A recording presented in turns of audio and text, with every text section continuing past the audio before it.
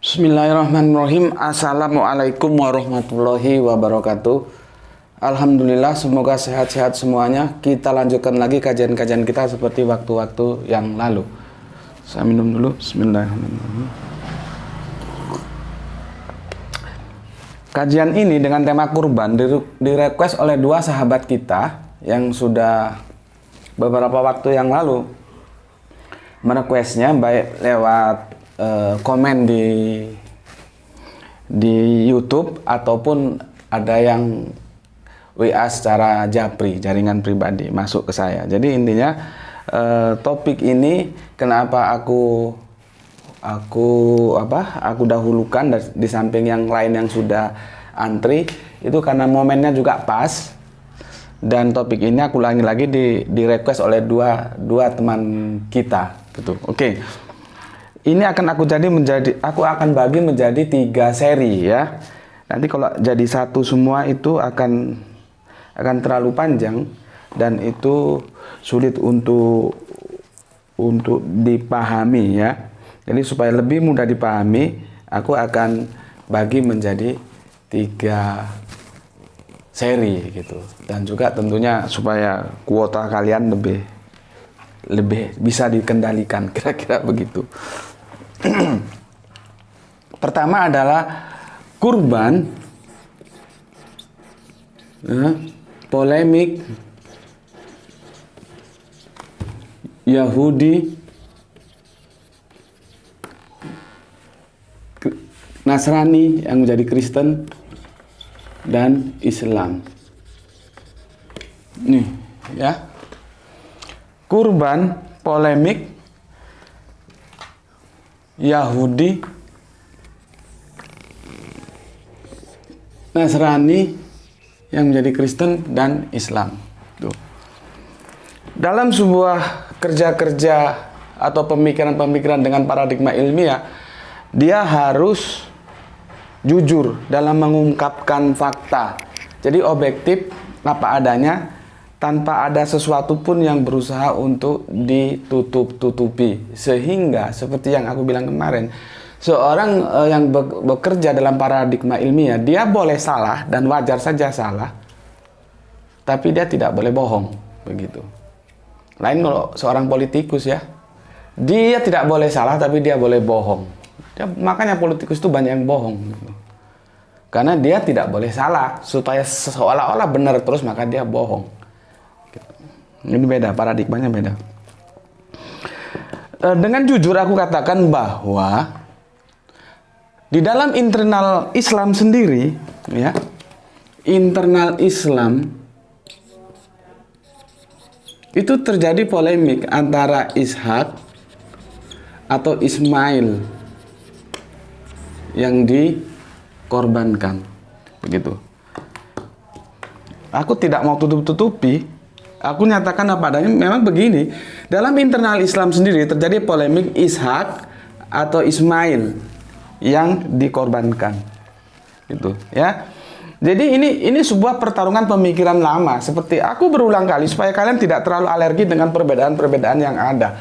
Kanjeng Nabi Isa turun atau tidak turun, itu juga polemik lama. Dan dulu itu terjadi dua kubu yang saling kuat. Kalaupun akhirnya di perjalanan waktu, akhirnya yang menjadi mainstream adalah kubu yang mengatakan bahwa Kanjeng Nabi Isa turun lagi. Begitu juga ini. Sudah dari dulu itu menjadi polemik di internal Islam. Bahwa yang dikorbankan itu Ishak atau Ismail. Kalaupun akhirnya secara mainstream orang mengatakan seperti yang kita tahu sekarang, yang dikorbankan adalah Ismail, seperti ini, ya. Tapi artinya dulu itu terjadi pertarungan pemikiran, ya. Paham sampai di sini? Sekarang kita akan bicarakan bagaimana polemik di internal Islam itu sendiri. Begitu. Kan aku bacakan begini ya, pelan-pelan.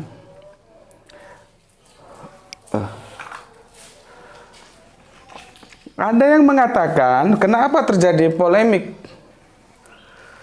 di dalam Islam, ya? Itu ada yang mengatakan karena Al-Quran tidak mengatakannya secara jelas, ya, secara tekstual. Tidak ada nama Ismail, memang tidak ada. Tapi apakah argumentasi itu cukup handal? Nanti kita kupas. Itu yang pertama. Yang kedua, di hadis pun tidak ada. Kanjeng Nabi tidak mengatakan siapa yang dikorbankan antara Ishak dan Ismail. Jadi pertarungan dua kubu dalam internal Islam antara Ishak dan Ismail itu tidak lebih dari pertarungan pendapat para pendahulu kita. Ingat, garis bawahi, pendapat. Ya. Oke. Sekarang kita lihat di sini. Siapa saja yang Ismail, ya, yang ada di kubu berpendapat bahwa Ismail, ya. Di antara sahabat yang pendapat yang disembelih atau yang dikorbankan ada Ismail itu banyak itu, ya. Aku tulis saja yang aku bidik, ya. Lainnya aku bacakan. Abdullah bin Abbas, Abdullah bin Umar, Ali bin Abi Thalib. Di sini, ya. Ali bin Abi Thalib. Ya. Ini di antara para sahabat. Ali bin Abi Thalib, Abu Hurairah, Abu At-Tufail, Amir bin Watsilah. Itu di kalangan sahabat. Di kalangan tabi'in antara lain Sa'id bin Al-Musayyib, ini nama Arabnya sulit bacanya ini. Sa'id bin Jubair, Al-Hasan Al-Basri, ya. Tuh, itu kelompok yang Ismail yang dikorbankan. Kalau di kalangan mufasirnya yang mendukung pendapat ini ialah Wabah Az-Zuhaili, Ar-Razi, At-Tabrisi, Tabatabai, Al-Qurtubi, Ibnu Katsir. Ini sulit-sulit namanya. An-Nasafi, Sa'id Hawa, Tahir Ibnu Asur. Itu mufasir. Mufasir itu ya penafsir itu. Orangnya namanya mufasir, ya. Sekarang sebaliknya sahabat yang berpendapat yang disembelih adalah Ishak, ya. Umar bin Khattab. Ini di lingkungan sahabat, ya. Ring satunya Kanjeng Nabi. Umar bin Khattab. Ya. Umar bin Khattab. Bentar, ini kalau ditutup dia kalau nggak ditutup dia kering. Oke. Umar bin Khattab, Jabir Al-Abbas, dan Ka'ab Al-Akbar. Dari kalangan tabi'in ialah Qatadah, Masruq, Ikrimah, Atta, Muqatil, Az-Zuhri, Asadi, dan Malik bin Anas. Ya, itu. Kalau tafsir ini nggak disebutkan di sini, ya, kalau tafsirnya. Tapi nggak perlu lah, nggak perlu itu. Kita yang penting aku sudah dapat dua nama ini, ya. Aku sudah dapat dua nama ini. Begini, kalau kita malas membuka Al-Quran, cukup dengan data ini, kalian ikut yang mana? Dengan mempertemukan antara Umar bin Khattab dan Ali bin Abi Thalib. Sahabat Nabi itu masing-masing punya kelebihan tersendiri. Ya. Umar bin Khattab itu terkenal dengan tegasnya. Hitam putih dia, tegas. A, B, B. Hitam, putih, putih. Nggak ada abu-abu bagi sahabat Umar bin Khattab. Karakternya tegas.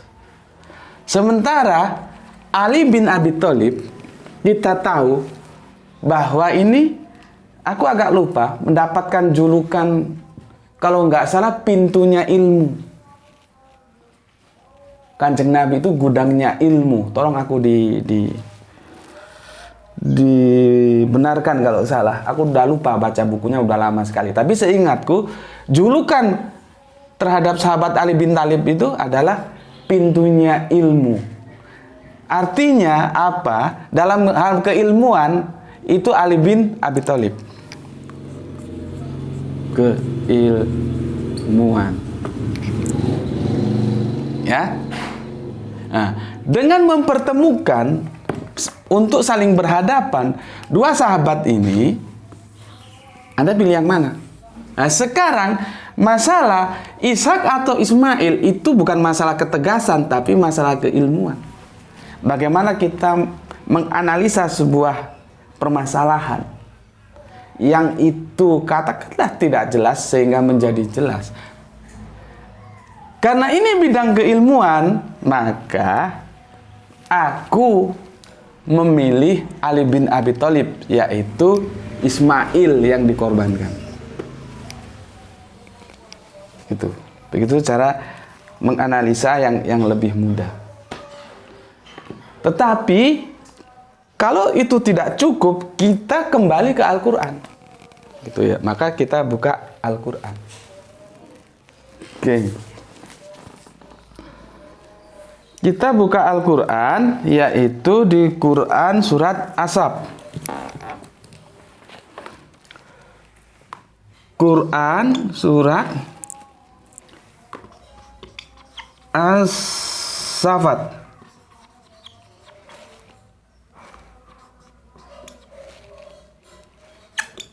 Ya, dimulai dari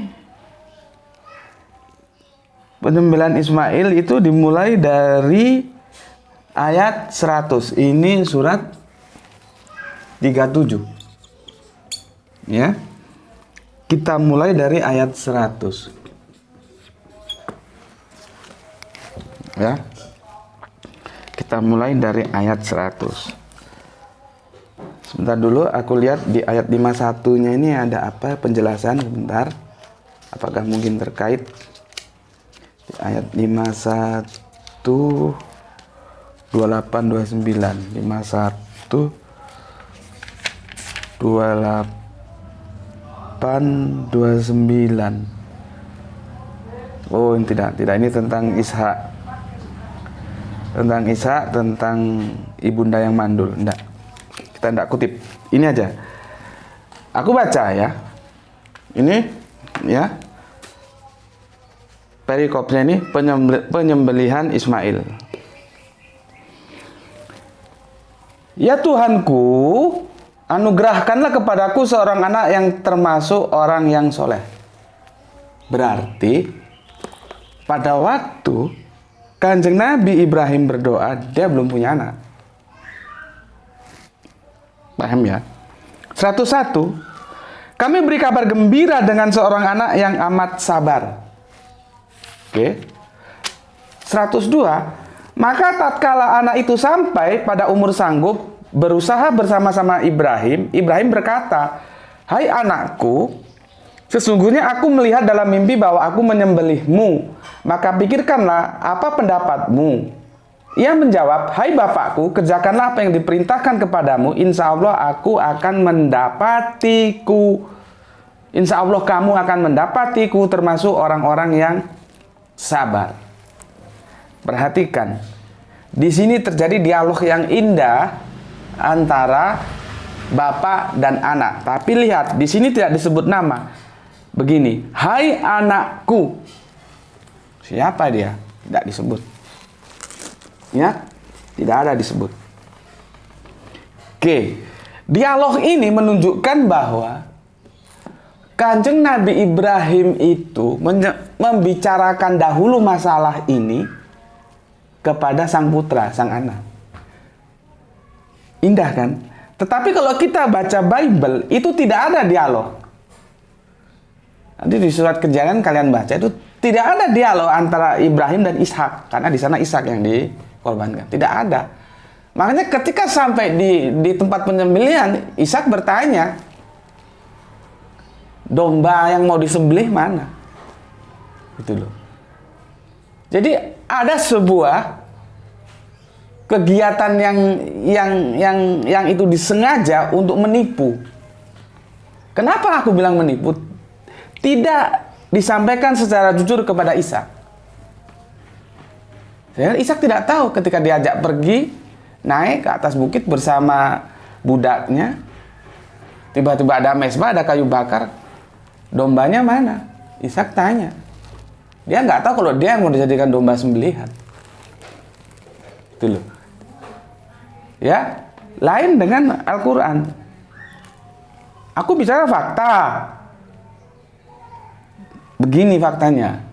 Dan begitu juga faktanya di Bible. Tidak ada diskusi antara Ishak dan Abraham. Oke, aku lanjutkan.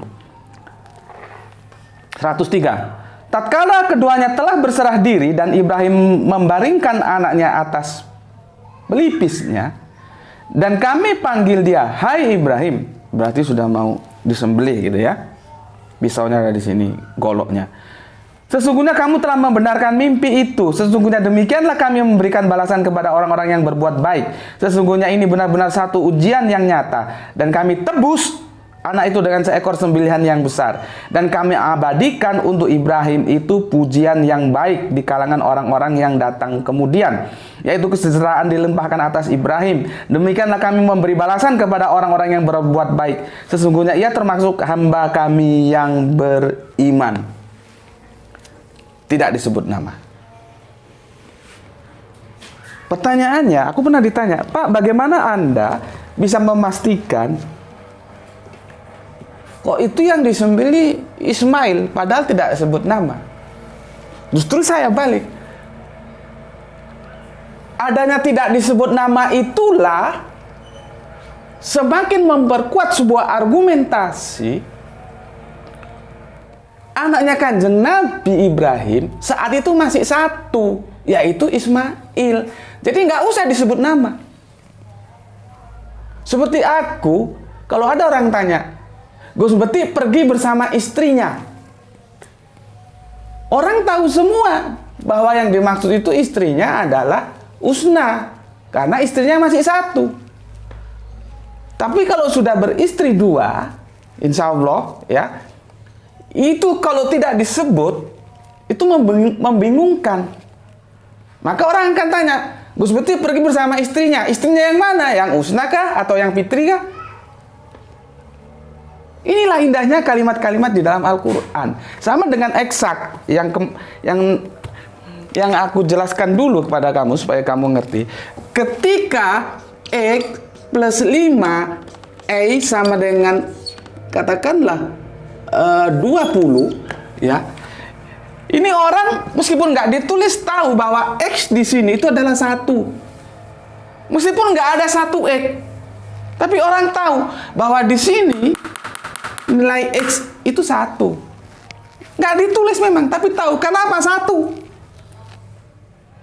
Kalau 2, dia ditulis 2. Misalkan 2, ya. Baru 2X. Kalau nggak ditulis, meskipun nggak ada angka 1, orang tahu bahwa X di sini itu 1. Begitu juga, justru karena tidak disebutlah namanya, itu semakin memperkokoh sebuah argumentasi. Anaknya Kanjeng Nabi Ibrahim itu masih 1, yaitu Ismail. Gitu.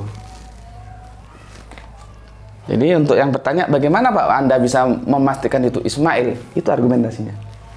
Dan diperkuat lagi, ya. Jadi cerita Ismail Ishak ini satu fase, ya. Di ayat 112 baru dinyatakan. Nih, ya. 112 baru dinyatakan. Ya, dan kami beri dia kabar gembira dengan kelahiran Ishak baru lahir di sini. Seorang nabi yang termasuk orang-orang yang soleh, kami limpahkan keberkatan atasnya dan atas Ishak. Dan di antara anak cucunya ada yang berbuat baik dan ada pula yang zolim terhadap dirinya sendiri dengan nyata. Nih, baru kemudian Ishak disebut. Itu semakin memperkuat argumentasi. Ketika terjadi peristiwa penyembelihan itu, anaknya masih tunggal. Paham di sini? Maka ini akan kita baca seluruh perikopnya supaya jelas, itu dari 100 sampai 112. Tuh. Ya. Aku sudah selesaikan polemik di internal Islam. Ya. Aku sudah selesaikan